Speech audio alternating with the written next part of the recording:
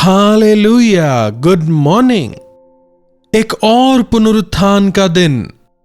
हमारे प्रभु यीशु मसीह जीवित हैं, उन्होंने मृत्यु पर जय पाई है। हम जीवित परमेश्वर की स्तुति करते हैं, यह याद करने का दिन। चर्च जाने से पहले छोटा सा मनन, छोटी प्रार्थना। पवित्र पिता, आपका धन्यवाद। जीवित प्रभु, आपकी स्तुति हो। आपकी आराधना करने का अनुग्रह हमें दें। यीशु के नाम से प्रार्थना मांगते हैं, आमीन। क्या आपने मन फिराया है? क्या आपने उद्धार पाया है? क्या आपने बपतिस्मा लिया है? क्या आप लगातार क्रमानुसार प्रभु के भवन को जाते हैं? किसी को भी विश्वासियों को यह बताने की जरूरत नहीं कि हर रविवार हमें प्रभु के भवन जाना है। पासबानों को आपसे अनुरोध करने की जरूरत नहीं। अगर आप प्रभु की संतान हैं, प्रभु के वचनों के अनुसार अगर आप जीने वाले व्यक्ति हैं, तो आपको बचाने वाले, आपको उद्धार देने वाले प्रभु यीशु की आराधना करने के लिए आप हमेशा तत्पर रहेंगे। देखिए, किसी भवन या चार दीवारी को आप परमेश्वर का आराधनालय नहीं कह सकते। वह हम हैं। हमारा देह ही उनका मंदिर है। क्यों ना इस वचन को देखें। 2 कुरिन्थियों 6वां अध्याय 16वीं आयत देखिएगा। और मूर्तों के साथ परमेश्वर के मंदिर का क्या संबंध है? क्योंकि हम ही जीवित परमेश्वर का मंदिर हैं। हम उनकी संतान जीवित परमेश्वर के मंदिर हैं। आपका जो शरीर है वो परमेश्वर का मंदिर है। परमेश्वर का भवन पवित्र होता है, वो अलग किया हुआ होता है।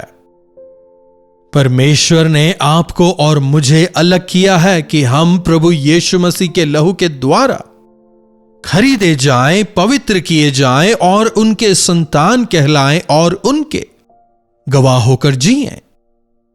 हम उनके भवन हैं। जैसा परमेश्वर ने कहा है, मैं उनमें बसूंगा और उनमें चला फिरा करूंगा और मैं उनका परमेश्वर होऊंगा और वे मेरे लोग होंगे। इसलिए प्रभु कहते हैं, उनके बीच से निकलो और अलग रहो और अशुद्ध वस्तुओं को मत छुओ, तब मैं तुम्हें ग्रहण करूंगा और तुम्हारा पिता होऊंगा और तुम मेरे बेटे और बेटियां होंगे। यह सर्वशक्तिमान परमेश्वर का वचन है। मैंने तुम्हें अलग किया है, संसार से मैंने तुम्हें अलग कर दिया है। इसलिए तुम उनसे अलग होकर रहो और अशुद्ध चीजों को मत छुओ। अविश्वासियों के साथ जुए में ना जूतो। इसी अध्याय में अगर थोड़ा ऊपर जाएं, 6वें अध्याय की 14वीं आयत को देखें। अविश्वासियों के साथ असमान जुए में ना जूतो। अविश्वासी के साथ हमें जुए में क्यों जुटना है? जुए में जुटने का मतलब हमें उनसे क्यों जुड़ना है? एक अविश्वासी और विश्वासी साथ कैसे चल सकते हैं? क्या एक गधे और घोड़े को साथ में जोता जा सकता है? एक ऊंचा होगा, दूसरा नीचा होगा। परमेश्वर की संतानों को अविश्वासियों के साथ जुड़ना नहीं है। धार्मिकता और अधर्म का क्या मेलजोल, या अंधकार और ज्योति की क्या संगति? मसीह का बलियाल के साथ क्या लगाव, या विश्वासी के साथ अविश्वासी का क्या नाता? मूर्तों के साथ परमेश्वर के मंदिर का क्या संबंध? क्योंकि हम तो जीवित परमेश्वर के मंदिर हैं। हम अलग किए गए लोग हैं। सांसारिक लोगों के साथ हम नहीं चलते। सांसारिकता के अनुसार हम नहीं जीते। सांसारिक पद्धतियों का हम अनुकरण नहीं करते। जब आप परमेश्वर के भवन जाते हैं, क्या आप यह समझने पाते हैं कि आप प्रभु की संतान हैं? क्या अपने चाल चलन को आप परखते हैं? क्या अपने मन को आप परखते हैं? आप किसके संतान हैं? तुम मेरे बेटे और बेटियां हो। एक राजा की संतानों को उसी प्रकार जीना होगा। बेसहारों की तरह नहीं जी सकते ना? बताइएगा। उन्हें राजकुमार और राजकुमारी होकर ही तो जीना होगा ना? क्या वे जेल में रहेंगे? क्या वे गुलाम की तरह जिएंगे? एक समय हम पाप के गुलाम थे, लेकिन प्रभु यीशु मसीह ने अपने लहू को बहाकर हमें अपने संतान होने का अधिकार दिया और स्वर्ग का अधिकारी बनाया। इसी के अनुसार हमें जीना चाहिए। कुलुसियों को लिखी गई पत्री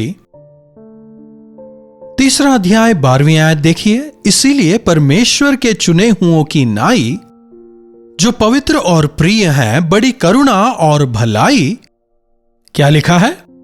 परमेश्वर के चुने हुओं की नाई जो पवित्र और प्रिय हैं, हमें उनके अनुसार जीना है। आप परमेश्वर द्वारा चुने गए हैं, अलग किए गए हैं। प्रभु मुझसे प्रेम करते हैं और मेरा जीवन उनके अनुसार का हो। मेरे जीवन से मेरे प्रभु प्रसन्न हो। मैं अपने प्रभु के समान जीना चाहता हूं। ऐसी इच्छा हमें होनी चाहिए। आगे देखिए, बड़ी करुणा और भलाई और दीनता और नम्रता और सहनशीलता धारण करो। धारण करने के लिए कह रहा है, यह अंदर से नहीं आएगा। हमारे अंदर से, मन की गहराई से केवल बुराई ही बाहर आती है, पर उन्हें हमें छोड़ देना है और मसीह यीशु ये बहुमूल्य आदतें जो हमें देते हैं, इन्हें हमें पहनना है, उन्हें हमें धारण करना है। हमारे नंगेपने को हमें ढांपना है। अगर हम कीमती वस्त्र पहनकर बाहर निकलें, लोग हमारा सम्मान करेंगे ना। लोगों के बीच ऊंचा दर्जा मिलेगा।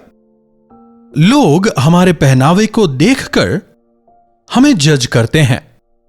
परमेश्वर हमारे मन को देखते हैं, लेकिन इंसान बाहर देखते हैं, वो अंदर नहीं देख सकते ना। समझ रहे हैं? यहां वस्त्र जो है, मैं कॉटन या पॉलिस्टर या लिनन वगैरह की बात नहीं कर रहा हूं, ना ही मैं स्टाइल की बात कर रहा हूं। इंडियन पहनना है या वेस्टर्न पहनना है या इंडो वेस्टर्न पहनना है, यह नहीं कह रहा। हमें क्या धारण करना है? करुणा, भलाई, प्रेम, दीनता, नम्रता, क्षमा, इसे हमारे जीवन में होना है। कितने ही अच्छे कपड़े पहन लें, लेकिन अगर आपके मन में दया नहीं तो लोग आपको सहन नहीं करेंगे। इतने महंगे कपड़े पहन रहे हो लेकिन मन में दया नहीं, इसका क्या फायदा? भिखारी हमें देखकर हमसे कुछ मांगता है और फिर अगर हम उससे कुछ ना दें तो मुंह बनाकर कहने लगता है, अरे इतनी बड़ी गाड़ी है, 10 रुपए भी नहीं दे सकते। है कि नहीं? हम में मसीह यीशु का मन होना चाहिए। मसीह यीशु का प्रेम हमसे झलकना चाहिए। करुणा, भलाई, नम्रता।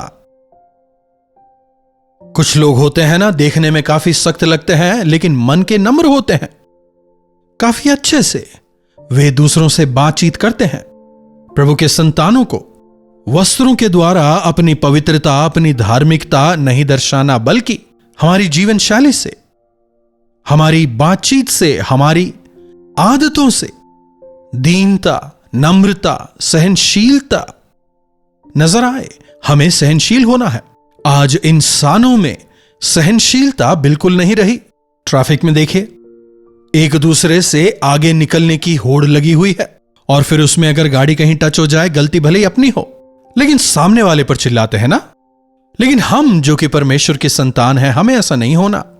अनावश्यक ही लोगों से वाद विवाद करने वाले, अनावश्यक ही दूसरों से झगड़ा मोल लेने वाले, दूसरों के कामों में टांग अड़ाने वाले हमें नहीं बनना। हमें समझौता करवाने वाले बनना है, झगड़ा करने वाले नहीं। इसलिए हमें दीन होकर, नम्र होकर, सहनशील होकर, करुणा और भलाई से भरकर जीना है। फिर आगे 13वीं आयत को देखिए, यदि किसी को किसी पर दोष देने का कारण हो तो एक दूसरे की सह लो और एक दूसरे के अपराध क्षमा करो। समझ रहे हैं? अगर कोई हमारी हानि करे, उससे बदला लेने ना जाएं। गौर से सुनिएगा, प्रभु के संतानों को दूसरों की हानि करने नहीं जाना। अगर आप बदला लेने के लिए जाते हैं, आप शैतान की ओर हैं। अगर कोई आपकी भलाई करता है, बदले में आप भी भलाई करते हैं, तो कौन सी बड़ी बात है? जिसने बुराई की उसकी भलाई करें। भलाई से बुराई को जीतो, प्रभु का वचन बताता है। अगर कोई बुराई करे तो भी आप भलाई ही करें। आज इस सोशल मीडिया के दौर में कितने लोग ऐसे हैं जिनका काम यही है कि वो दूसरों की आलोचना करें, दूसरों को जितना नीचा दिखा सकें, जितना हो सके दुनिया के सामने उन्हें शर्मसार करें। यही उनका काम है। वाकई में इसे सहन कर पाना काफी कठिन है। लेकिन प्रभु की संतानों को कोई भी कुछ भी कहे इससे मुझे क्या, कोई भी कुछ भी समझे इससे मुझे क्या, कोई बात नहीं, जाने देते हैं, क्षमा करते हैं। हे पिता, ये नहीं जानते क्या कर रहे हैं, इसलिए इन्हें क्षमा करें। बैठकर एक्सप्लेन करके एक और पोस्ट डालने की जरूरत नहीं। वाद विवाद करते हुए अपनी बात रखने की कोई जरूरत नहीं। सही समय पर प्रभु आपको उठाएंगे। आपके शत्रुओं के सामने परमेश्वर आपके सर को उठाएंगे, इसीलिए आप सहन कर लें। बड़ी करुणा, भलाई, नम्रता, दीनता और सहनशीलता को धारण कर लो। जैसे प्रभु आपको क्षमा करते हैं, आप उन्हें क्षमा करें। आपको किस प्रकार क्षमा करना है उसके लेवल को देख रहे हैं। प्रभु ने आपको कैसे क्षमा किया? बिना किसी कंडीशन के उन्होंने आपको क्षमा किया। ये क्यों हुआ, वो क्यों हुआ, ऐसी कोई इंक्वायरी उन्होंने नहीं की। बिना कोई दाम चुकाए उन्होंने आपके दोषों को दूर किया। इसी प्रकार आप भी दूसरों के सामने बिना कोई कंडीशन रखे उन्हें क्षमा करें। क्षमा करने में कुछ भी खर्च नहीं होता। लेकिन अगर आप में क्षमा करने का मन ना हो तो फिर अस्पताल आपका है। आपकी संपत्ति धीरे धीरे करके अस्पताल को जाएगी। आप जिसे क्षमा नहीं कर रहे हैं, शायद उसका कोई नुकसान ना हो, लेकिन उसकी वजह से शायद हो सकता है आपका बहुत नुकसान हो जाए। इसलिए प्रभु कह रहे हैं उन्हें क्षमा कर दो। और इन सब के ऊपर प्रेम को, जो सिद्धता का कटिबंध है, बांध लो। हालेलुया। मसीह यीशु के सिद्ध प्रेम को अपने जीवनों से हमें दर्शाना है। देखिए, प्रेम जो है फायदा नहीं खोजता। उन दिनों में मिशनरीज हमारे देश में आए। यहां आकर देशवासियों के लिए स्कूल खोले, कॉलेजेस खोले, हॉस्पिटल्स खोले, यहां तक कि गरीबों को भोजन तक मुहैया कराया। आज भी उनकी त्यागपूर्ण सेवा को कई लोग धर्मांतरण का नाम देते हैं। आज की तरह एजुकेशन के नाम पर, इलाज के नाम पर बेचारे लोगों का पैसा लूटा नहीं, उल्टा लोगों को दिया। यहां तक कि कई लोगों ने अपनी जान तक दे दी। कई सारे मिशनरियों की हत्या कर दी गई। कई सारे यहीं रुक गए, दोबारा अपने देश को नहीं लौटे, केवल मसीह के प्रेम की वजह से। एक जमाने में मिशनरी, आज आप और मैं ही मिशनरी हैं। अब हमें विदेशियों की जरूरत नहीं। आज आप और हम मसीह के प्रेम को जानते हैं। हमारे आसपास ही देख लीजिए, कई सारे लोग परेशानियों में हैं। शहर में बाहर निकल करके देखिए, कितने सारे स्लम एरियाज हैं, जरूरतमंद लोग हैं। हमारे प्रभु की तरह प्रेम से भरकर, करुणा से भरकर, किसी प्रतिफल या फायदे की अपेक्षा किए बिना हमें उनकी सेवा करनी चाहिए। फिर मसीह की शांति से अपने हृदयों को हमें भरना है और धन्यवाद के साथ में हमें जीवन बिताना है। हम चर्च इसलिए जाते हैं कि हम मसीह यीशु के प्रेम की गहराई को और अधिक जानने पाएं, उनके प्रेम में सराबोर होकर उनके लिए हम मधुर गीत गाने पाएं, और फिर उनके प्रेम को, जो कलीसिया के भाग नहीं है, जो इस संसार में जीवन बिता रहे हैं, जिनके पास आत्मिक भोजन नहीं है, यहां तक कि शारीरिक भोजन भी नहीं है, जो मसीह को नहीं जानते, उन तक हम मसीह यीशु के इस महान प्रेम को पहुंचा पाएं। प्रार्थना। पवित्र पिता, आपका धन्यवाद प्रभु, एक बार फिर से अपने वचनों द्वारा आपने हमसे बात की है, इसके लिए हम आपके शुक्रगुजार हैं।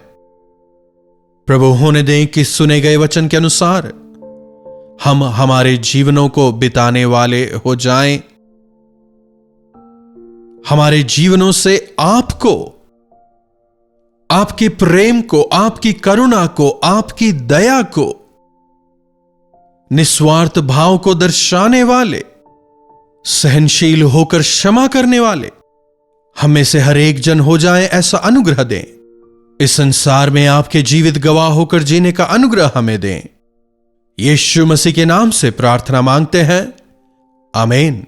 अब हमारे पिता परमेश्वर का प्रेम, प्रभु यीशु मसीह का अनुग्रह, पवित्र आत्मा की संगति और सहभागिता हमें से प्रत्येक के साथ आज, कल और सर्वदा बनी रहे, आमीन।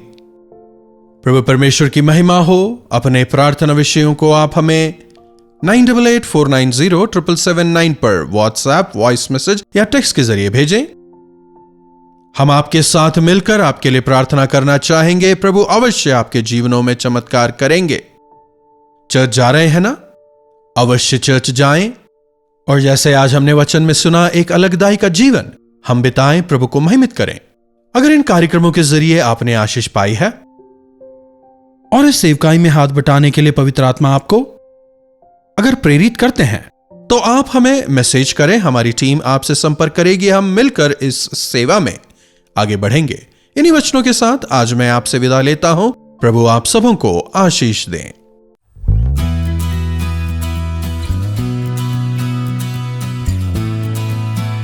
कोलकाता और कोलकाता के आसपास के दर्शकों के लिए खुशखबरी। डॉक्टर जयपॉल कोलकाता आ रहे हैं। तारीख है 4 मार्च दोपहर 2 बजे से शाम 7 बजे तक। जगह है Bible society of India, Jawaharlal Nehru road, Dharmatala. अधिक जानकारी के लिए संपर्क कीजिए 8939527527 या 9884907779 पर। तो डॉक्टर जयपॉल से मिलने का ये मौका बिल्कुल न चूकें।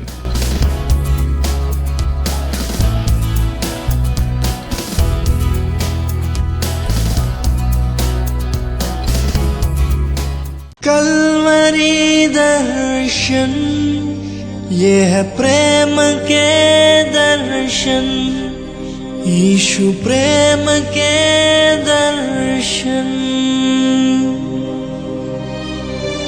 कल्वरी दर्शन, ये है प्रेम